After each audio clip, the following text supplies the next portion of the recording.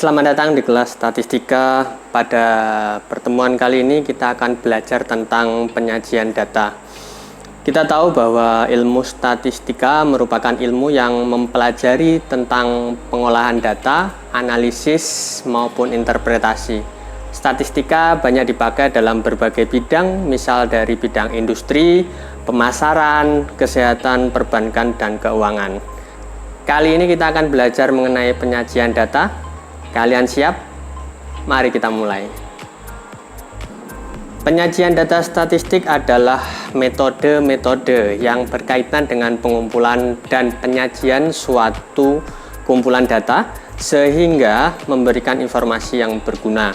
Statistika deskriptif memberikan informasi hanya mengenai data yang dipunyai dan sama sekali tidak digunakan untuk menarik kesimpulan dari data tersebut. Nah, penyajian data statistik biasanya terdiri dari dua bentuk. Yang pertama adalah penyajian data dalam bentuk tabel dan yang kedua adalah penyajian data dalam bentuk grafik. Yuk kita simak lebih lanjut. Yang pertama adalah penyajian data dalam bentuk tabel. Beberapa komponen yang biasanya harus ada dalam suatu tabel adalah judul tabel, judul kolom, judul baris, sel-sel tabel, dan sumber data. Nah, bentuk penyajian data dalam beberapa tabel dapat dibagi menjadi beberapa hal sebagai berikut. Seperti yang pertama adalah tabel baris kolom, dan yang kedua adalah tabel kontingensi. Yang pertama adalah tabel baris kolom. Tabel baris kolom adalah tabel yang terdiri dari baris dan kolom. Jenis tabel baris kolom yang pertama adalah tabel satu arah. Apa itu tabel satu arah? Tabel satu arah adalah tabel yang berisi satu karakteristik saja. Berikut adalah contoh dari tabel satu arah. Dalam gambar berikut merupakan suatu contoh dari tabel satu arah, yaitu jumlah sekolah menengah umum menurut kabupaten atau kota di Provinsi Kalimantan Barat tahun 2021. Tabel di atas merupakan tabel satu arah karena hanya memiliki satu karakteristik saja, yaitu jumlah sekolah. Yang kedua adalah tabel dua arah. Tentu dari namanya kita dapat mengerti bahwa tabel dua arah adalah tabel yang berisi mengenai dua karakteristik berbeda. Contoh tabel dua arah adalah sebagai berikut. Nah, dalam gambar berikut merupakan contoh tabel dua arah di mana gambar tersebut menyampaikan data mengenai jumlah sekolah menengah umum menurut kabupaten atau kota di Provinsi Kalimantan Barat tahun 2019 sampai dengan 2021. Di sini terlihat bahwa terdapat 3 kolom yang berbeda, yaitu di tahun 2019, tahun 2020, dan tahun 2021.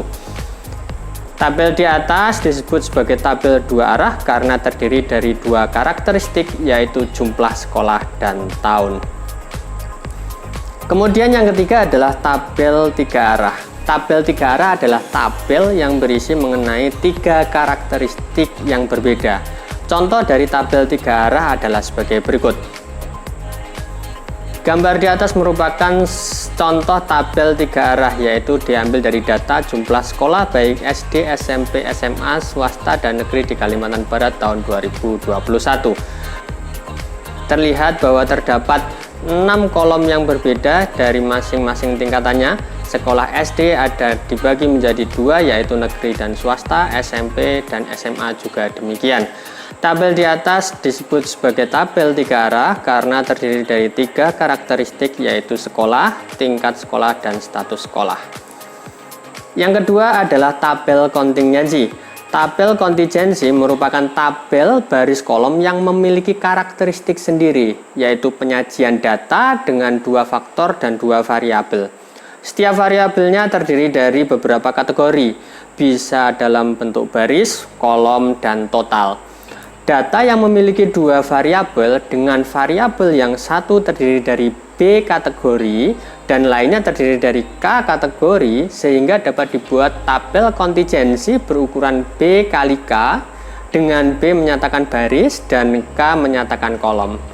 Berikut ini adalah contoh dari tabel kontingensi ukuran 2 kali 3. Dalam kolom tersebut terlihat dari baris negeri dan swasta, dan dari kolom tingkat sekolah terbagi menjadi 3, yaitu tingkat SD, SMP, dan SMA. Dan di paling kanan terdapat kolom jumlah. Dan berikutnya adalah penyajian data menggunakan bentuk grafik. Kita tahu bahwa grafik adalah bentuk penyajian data statistik melalui gambar-gambar visual. Oleh karena itu, penyajian data menggunakan grafik akan mempermudah dalam penyampaian sebuah data. Pengguna data akan lebih memahami keadaan data yang ditampilkan melalui grafik daripada tabel, karena manusia cenderung lebih menyukai sesuatu yang disampaikan secara visual daripada melalui sekedar kata-kata. Penyajian data yang pertama menggunakan grafik batang. Grafik batang merupakan grafik yang terdiri dari batang-batang. Grafik batang dapat digambarkan secara vertikal maupun secara horizontal. Grafik batang terdiri dari 2 bagian, yaitu single bar chart atau kita sebut grafik batang tunggal, dan yang kedua adalah multiple bar chart atau grafik batang ganda. Grafik batang lebih cocok menggambarkan data yang menunjukkan kuantitas atau data yang bertujuan memberikan perbandingan sebuah rangkaian data. Berikut ini merupakan contoh data dan hasil dari grafik batang dari data tersebut. Dari data yang telah ditampilkan tadi, ketika kita harus mempresentasikannya dalam bentuk grafik batang tunggal atau single bar chart, maka hasilnya akan sebagai berikut. Terlihat bahwa pada garis horizontal atau kita bisa bilang di sumbu X itu merupakan kabupaten yang sesuai dengan data tersebut. Kemudian di garis vertikal atau sumbu Y merupakan angka yang menunjukkan jumlah sekolahnya. Nah, itu dia adalah contoh dari grafik batang tunggal atau single bar chart. Kemudian bagaimana kalau contoh dari grafik batang ganda atau biasa kita sebut multiple bar chart? Mari kita lihat pada contoh berikut ini.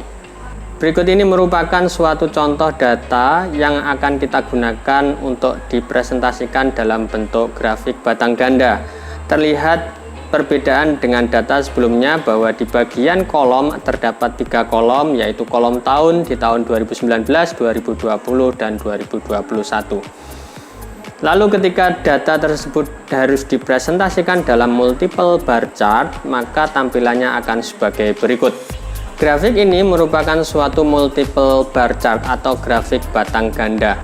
Kenapa disebut grafik batang ganda? Karena batang dalam grafik ini lebih dari 1.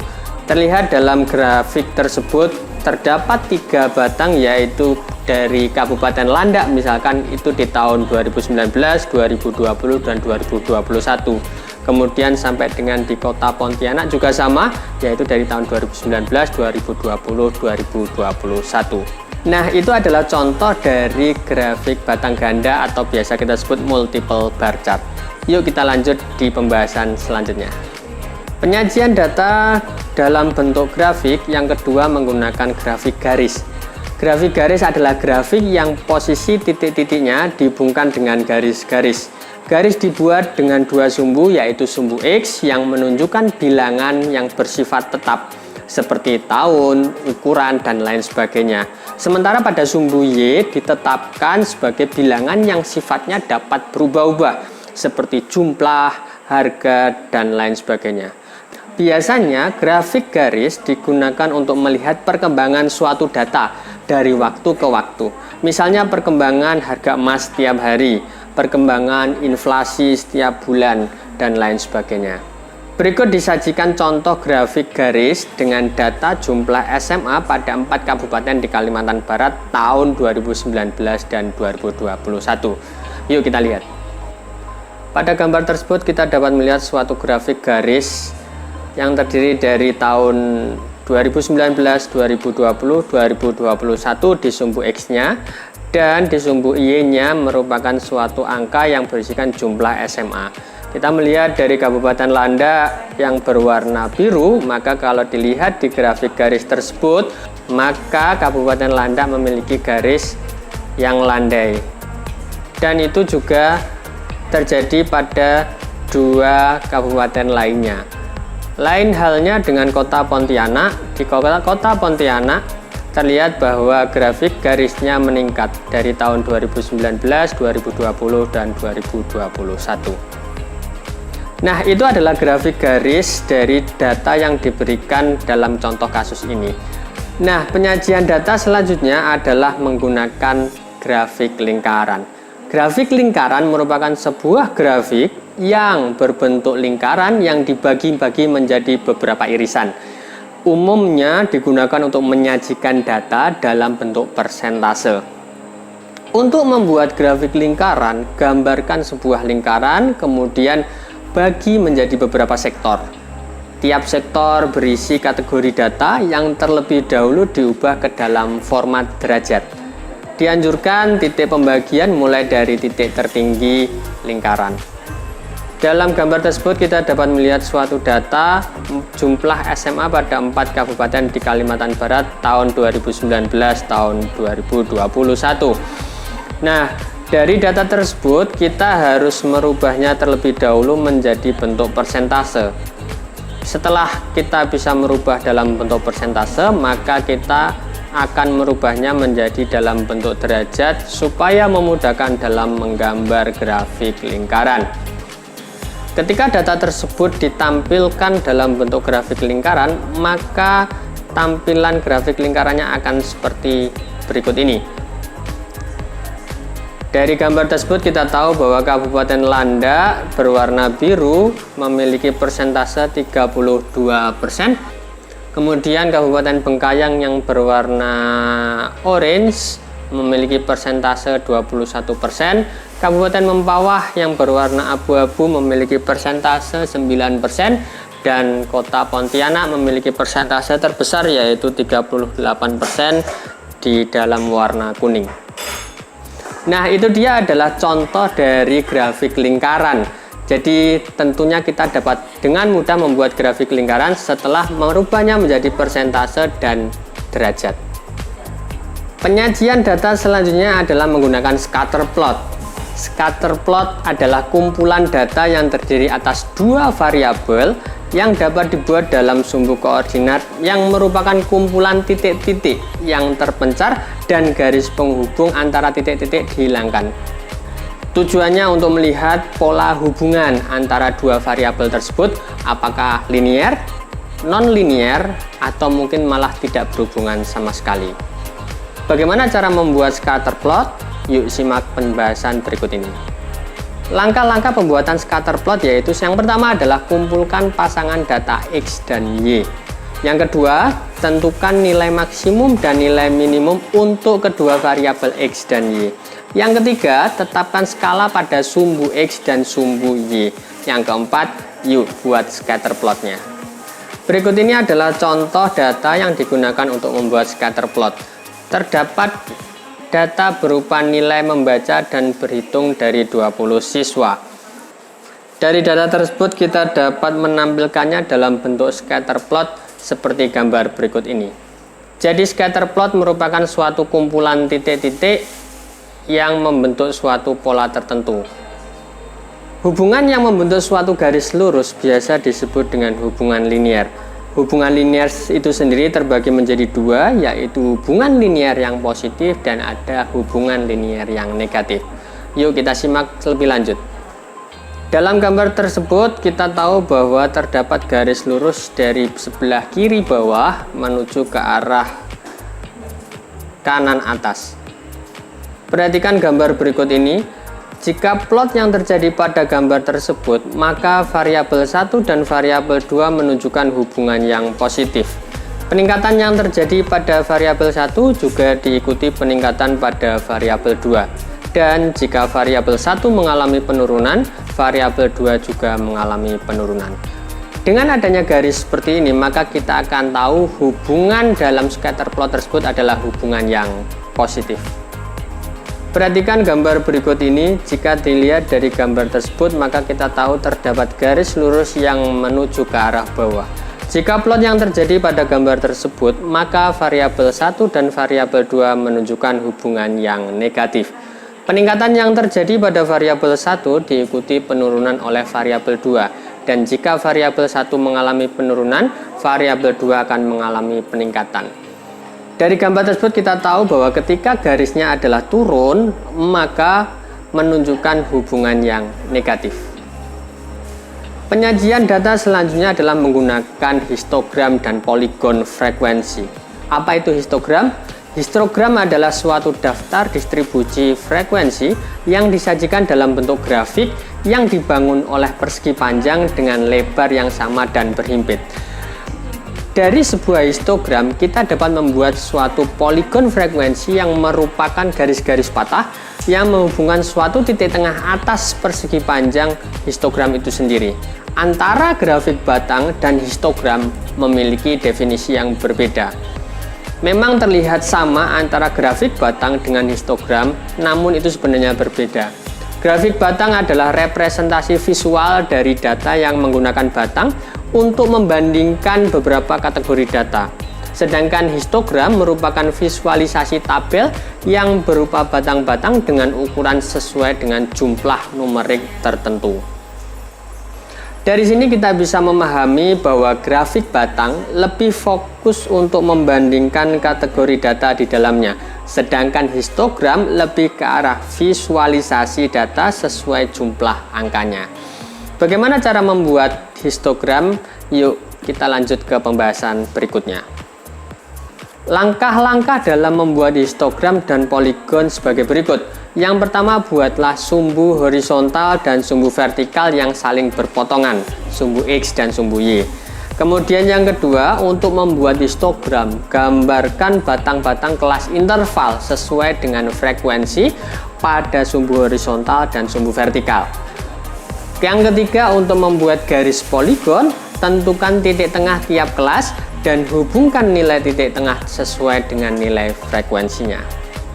Berikut ini adalah contoh nilai ujian mahasiswa yang kita gunakan nantinya untuk membuat suatu histogram dan poligon frekuensi. Dari contoh tersebut, maka kita harus membuat nilai ulangan berupa intervalnya, kemudian di kolom frekuensi dan ada titik tengah. Nah, setelah kita membuat tabel tersebut, kita dapat memvisualisasikannya dalam bentuk histogram sebagai berikut. Nah, dalam histogram tersebut terdapat garis sumbu X dan sumbu Y, di mana sumbu X merupakan interval dari kelas tersebut, kemudian di sumbu Y merupakan frekuensi. Dari tabel tersebut kita juga dapat membuat suatu poligon frekuensi, dan tampilan poligon frekuensinya akan nampak sebagai berikut. Penyajian data selanjutnya adalah dalam bentuk OGIF. OGIF merupakan bentuk penyajian data dalam grafik berdasarkan data yang sudah disusun dalam bentuk tabel distribusi frekuensi kumulatif. OGIF sering disebut sebagai grafik frekuensi meningkat. OGIF dibagi menjadi dua, yaitu OGIF positif dan OGIF negatif. Pada OGIF positif menggunakan batas atas kelas dan frekuensi kumulatif kurang dari, sedangkan pada OGIF negatif menggunakan batas bawah kelas dan frekuensi kumulatif lebih dari. Lalu bagaimana cara membuat OGIF? Yuk kita simak pada penjelasan berikutnya. Dalam membuat suatu OGIF, kita harus membuat suatu tabel distribusi frekuensi. Tampak pada gambar tersebut kita memiliki kolom nilai, batas atas, frekuensi, dan frekuensi kurang dari. Dari gambar tersebut kita dapat merubahnya, memvisualisasikannya dalam bentuk OGIF positif yang tampak pada gambar berikut. Terlihat pada gambar OGIF positif berikut, sumbu X merupakan batas atas kelas dan sumbu Y merupakan frekuensi kumulatif kurang dari. Kemudian untuk membuat OGIF negatif, kita juga memerlukan suatu tabel distribusi frekuensi yang memiliki kolom nilai, batas bawah, frekuensi, dan frekuensi lebih dari. Terlihat pada gambar OGIF negatif berikut, sumbu X merupakan batas bawah kelas dan sumbu Y merupakan frekuensi kumulatif lebih dari. Nah, itu dia materi pada pertemuan kali ini. Saya harap kalian dapat mempelajarinya sehingga kalian dapat memahami tentang penyajian data baik dalam bentuk tabel maupun dalam bentuk grafik. Bagi kalian yang masih bingung dengan materi pada pertemuan kali ini, silakan diputar ulang videonya. Begitu dulu video kali ini, semoga video ini bermanfaat dan kita bertemu di video selanjutnya.